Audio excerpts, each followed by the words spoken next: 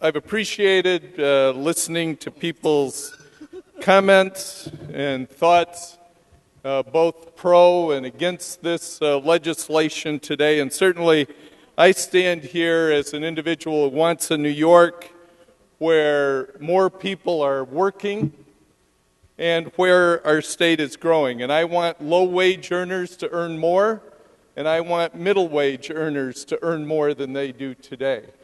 But I think there's a real difference of view of how we get to where New York needs to be.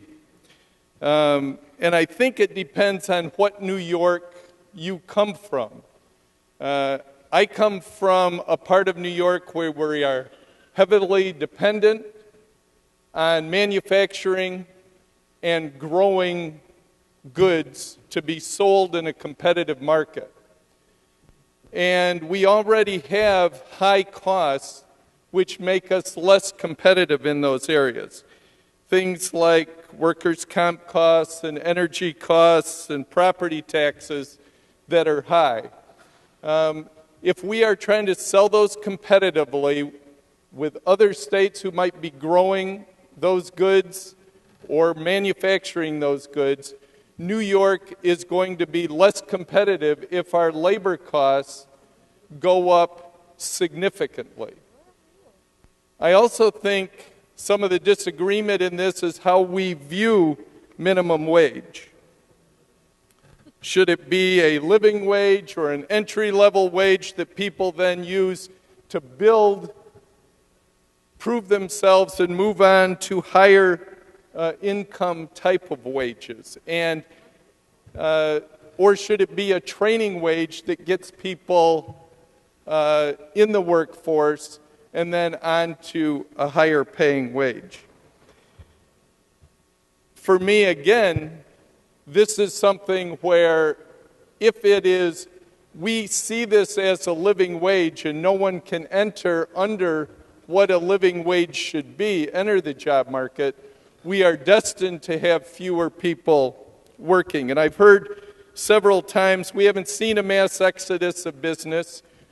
We've raised the minimum wage before. We can raise it again. We're not going to see the losses that people fear. And yet, I talked about two different New Yorks. In the New York I live in, between 2000 and 2010, the population in my area was flat, and fewer people were working than they were the 10 years before that. In the 5 years since that last census, the population in the area that I live has gone down.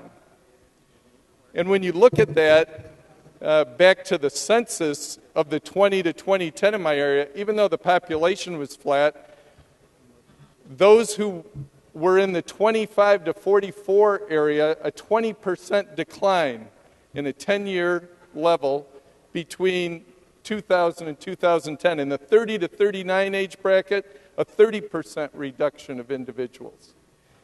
Those are people seeking jobs, seeking opportunity, and they are going to other places to do that. An individual who wants to start a business, who may have to employ individuals at minimum wage or near minimum wage, to then see if that business can grow, to risk their money, to bring those employees in so that those employees can grow with them. I fear if we make a minimum wage that is 30, 40, 50, 65, 70% higher than it is today, we're going to see fewer individuals deciding to, I'll take that risk and start that business. I'll keep working for the employer I am, or I'll be the sole employee in my business and I'll go alone. And so the hesitation to invest their money to try to grow business, grow jobs in this state, I think we will be affected. I don't think we can say there won't be people who benefit with a wage gain. Absolutely. Everyone who's left with a job is going to benefit from having that job who makes more money. The question is, how many will be left? And how many more jobs that could have been created won't be created because of that?